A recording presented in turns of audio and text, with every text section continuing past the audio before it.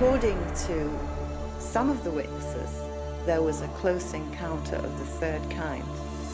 It sounds like a B science fiction movie. It just does, but there they were, and they weren't from here.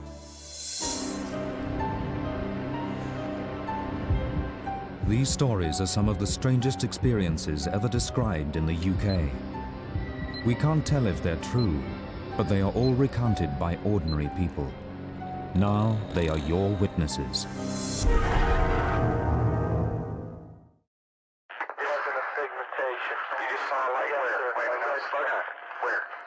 in this position here, straight ahead, in between there it is again.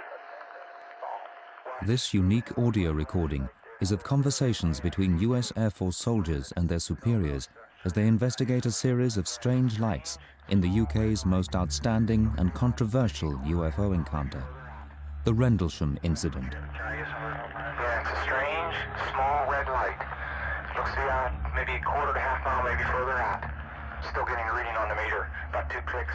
Over 3 nights, up to 40 US Air Force personnel from bases in Suffolk saw strange lights nearby.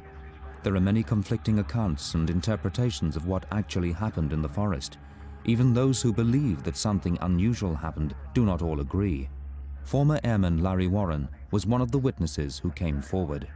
On December 28, 1980, at that period in time, I was a security policeman at RAF Bentwaters, and I had a secret clearance. I was an airman first class, and I was assigned a D flight. That night, I showed up at 11:30 on the Bentwaters flight line for guard mount. I was in a 5-man group, and I was told to move off into the forest. The big event took place on the night of the 28th and the early morning of the 29th of December. This is when the huge spaceship landed. It was about 30 foot wide and multiple colors, sort of spinning, if you like. And there were about 30 to 40 witnesses in this incident. I think it's something other than the ground. I think it's something variable here. The first 2 witnesses that were involved in this incident were told to go out to investigate lights over the forest. There is no doubt about it. There's some type of strange. The first thing I saw was a probably 50-foot across diameter, yellowish green translucent object on the ground. It was probably a foot in height. It was attached to the ground. It wasn't hovering above it, but had shape and definition. You could see through it at times periodically, and the lights went from green to yellow mist, is all I can describe it as. It was like a platform, but fluid. Beyond all this was a farmer's house, and there was a light on the second floor.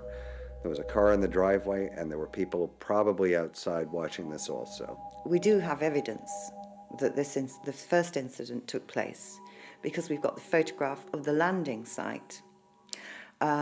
Also, a patrol went out following this and took radiation readings. Sitting here below with a red flash.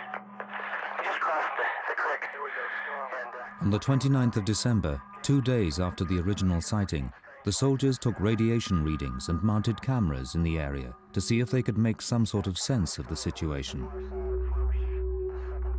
To my right, there was a motion picture camera on a tripod, and someone else had, at that time, a video camera filming everything I'm about to describe. That night, Larry Warren claims he witnessed alien life forms.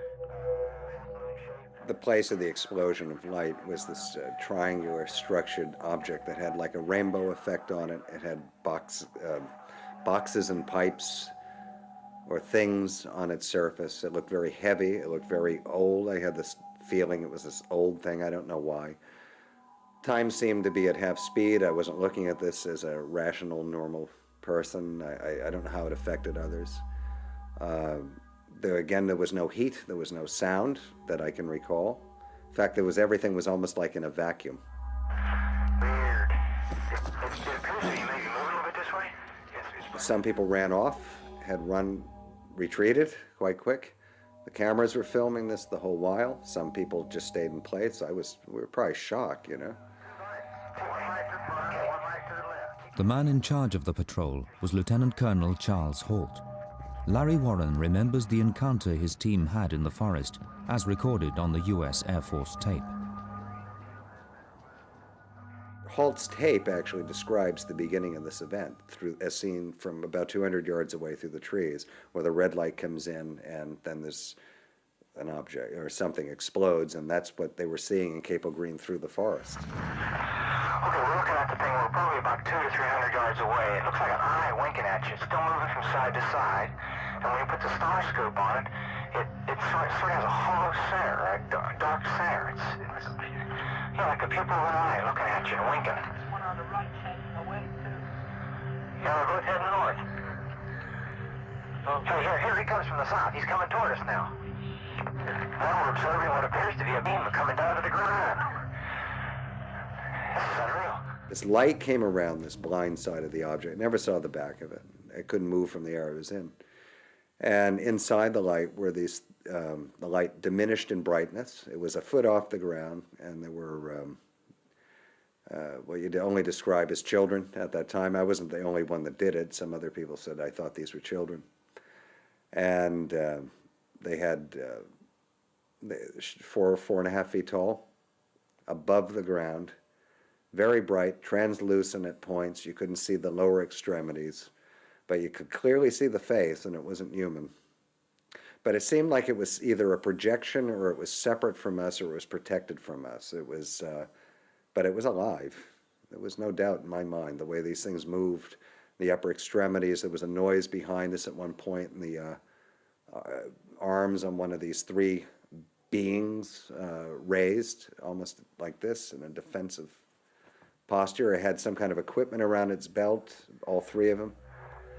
And I mean, it sounds like a B science fiction movie. I mean, it just does, but there they were. They weren't from here at all.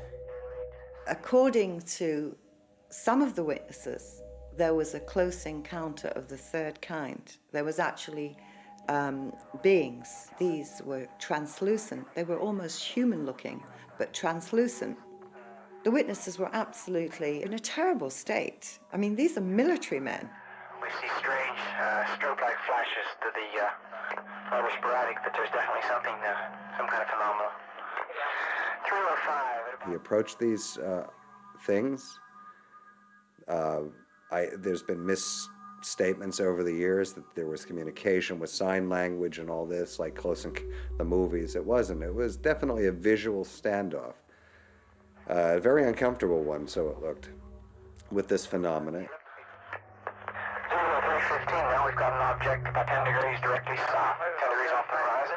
Some of the other people looked totally buried, like everything they knew collapsed. It was done. We're observing what appears to be a beam coming down to the ground. We were called off by our shift supervisor back to the staging area, parking area. And it seemed the lower ranking guys were called off first, so I gladly left. I looked over my shoulder, my left shoulder, as I was going over the rise, and this face-off was still going on this field called Capel Green. And I'll never forget it. And there it was. We got back to the vehicles and left. We're turning around, heading back toward the base. The object to the south is still beaming down lights to the ground. The witnesses were believed. They made statements. The British police were also called out where the UFO had landed, and they found 3 indentations in the ground, which were photographed. And remarkably, in 1983, they were sent a copy of a memorandum that was written by Lieutenant Colonel Charles Halt, the very person who went out there with the patrol and investigated this case. For many years, the truth behind Britain's equivalent to Roswell remained surrounded in secrecy, closely guarded by both the British and US governments. Then in 1983, after years of campaigning, the US government was forced to release official documents on the incident under the Freedom of Information Act. This controversial report is signed by Lieutenant Colonel Charles Halt, the commander in charge on the night. This memorandum was sent to the Ministry of Defence, and it really, what it depicts is what happened during that week. It mentions the triangular-shaped craft. It also mentions that Colonel Holt was out there himself at a later date, mentions the radiation readings, and numerous other things. So here we have, for the very first time, an official document to say that this case actually took place. The Holt memo, dated January 13th, 1981, just weeks after these events, as important as it is, on official Air Force letterhead, authored by a deputy base commander of a very important NATO air base, describing phenomena that reads like science fiction. All that is good and fine, but the bottom line is, I witnessed it, and it's the biggest story ever told, really, when it gets down to it. If this case was brought into a court of law, the testimony from the witnesses and the evidence that could be brought forward would bring this house of cards down in a matter of hours, and that I stand by.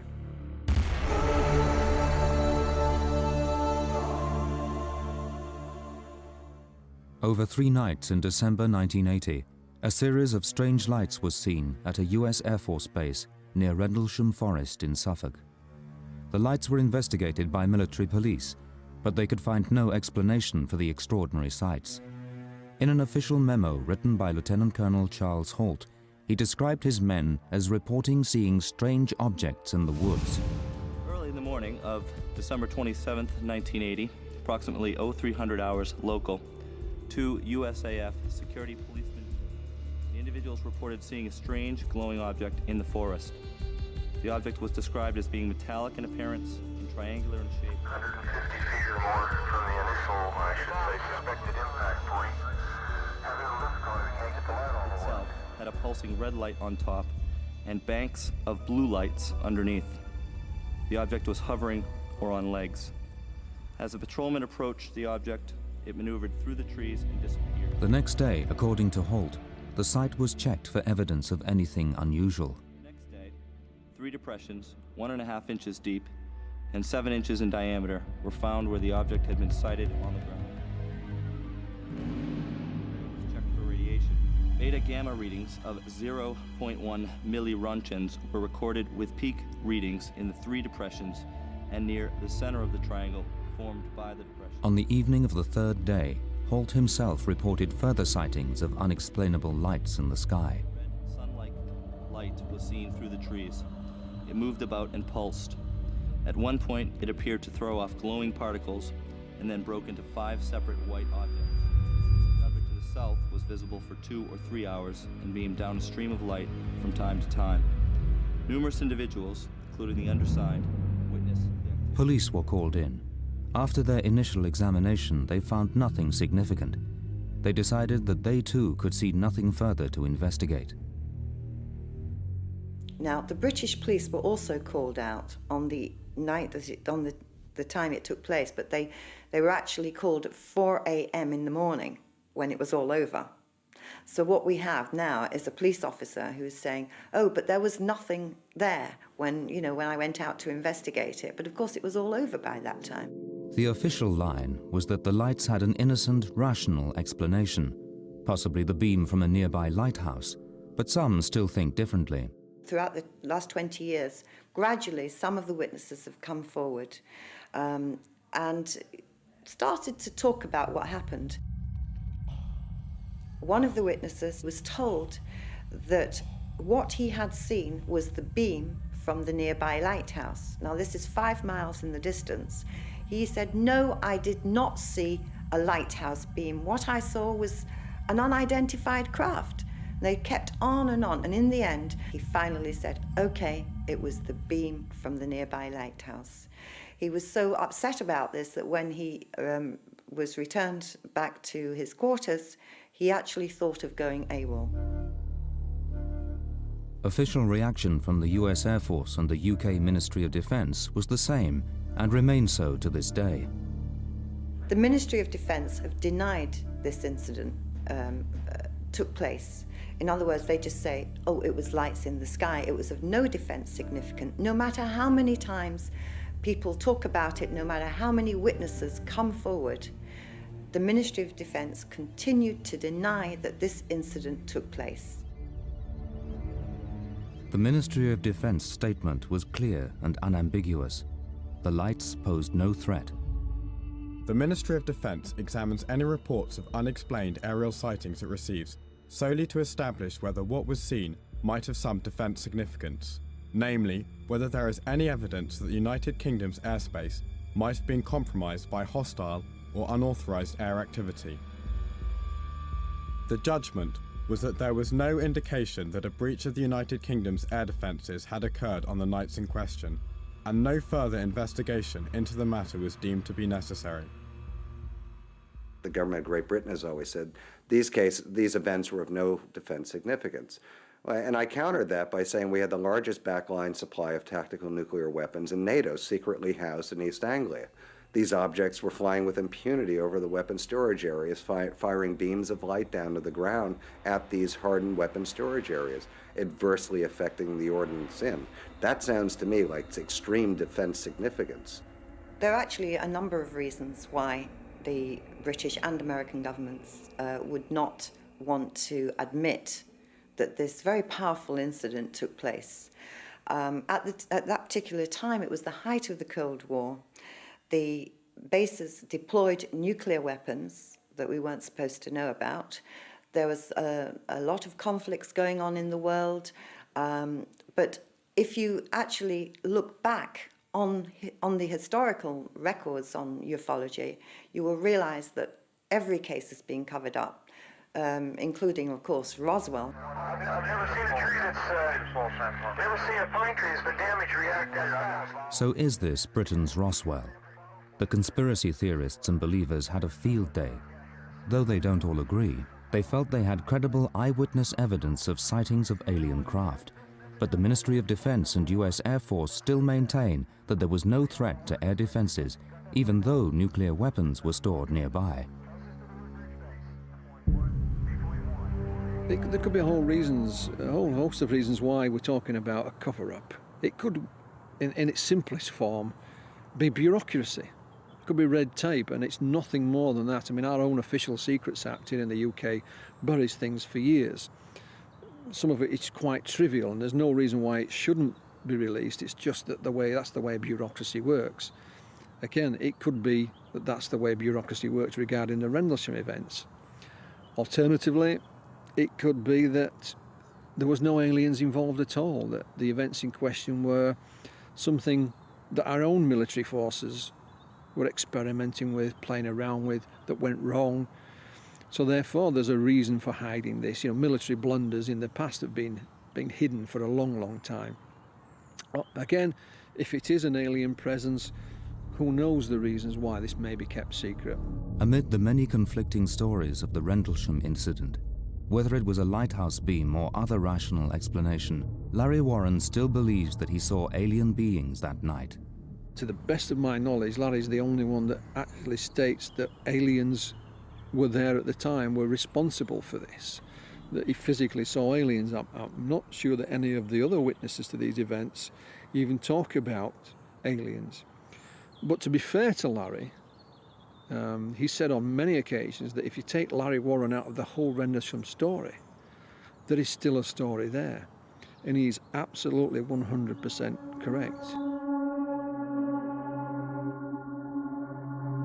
How do I know the truth on these events? I know from firsthand experience, and 23 years later, I'm looking for answers still. I was 19 years old when it happened. I'm in my 40s now, and I'm still looking.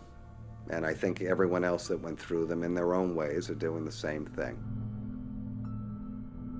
I don't know what the great truth of who they were that was there. I know the object I saw was not built in Detroit, and I know the pilots weren't lighthouse keepers. It's to be funny about it, but the explanations, the counter-explanations, are more ridiculous than the fact that there was a non-human presence in that forest on the night I was involved, and that was the third night that involved the most participants. I've named them for years, long before this was any part of pop culture at all. And the bottom line is, I wrote a book about this just to set the record straight on what happened to me. And 5 years later, I have never been sued for what I said or naming the people and placing them in the roles they were in at all. Larry has had some difficulties, however. The US government temporarily suspended his passport, restricting his freedom to travel. I can look at myself and say that I'm the first person ever to be an alleged whistleblower, and I am a government whistleblower, to have his United States passport suspended officially, which does not happen. Our passports are given to us, and it's a matter of constitutional right, unless you're a convicted felon. I'm not. I had mine suspended for a year, and with the simple reason that I spoke about sensitive defense issues on public soil, and it took a former United States Attorney General under 2 presidents, Ramsey Clark, to get it back. Now, I can't think of any witness over the last 50, 55 years in this subject that has had repercussions like that. Getting a definite heat reflection off the tree, about 3 to 4 feet off the ground. Yes, where the same spot is, same place as the spot. 20 years after the event, the Ministry of Defense released documents relating to the Rendlesham incident. But this was not enough to satisfy the believers. There were more than 150 documents, but there were really only 12 documents that were very important to the case. Most of them were just letters from the public or letters from MPs. I mean, over the years, members of Parliament have asked questions in the House of Lords, you know, but still, the Ministry of Defence denied that this incident was of any defence significance. I had the opportunity to interview Margaret Thatcher in 1997. And of course, Margaret Thatcher was the Prime Minister in 1980 when this incident took place. I talked to her about military personnel, scientists who are now coming forward and talking about their encounters. She turned around and said, "You have to have the facts and you can't tell the people." Now, why can't I tell the people? Why can't the people be told? But if you think about it, does the government know what's going on? I mean, are they able to deal with this? What president or prime minister would want to risk their reputation by standing up and saying, "Yes, we have had contact"?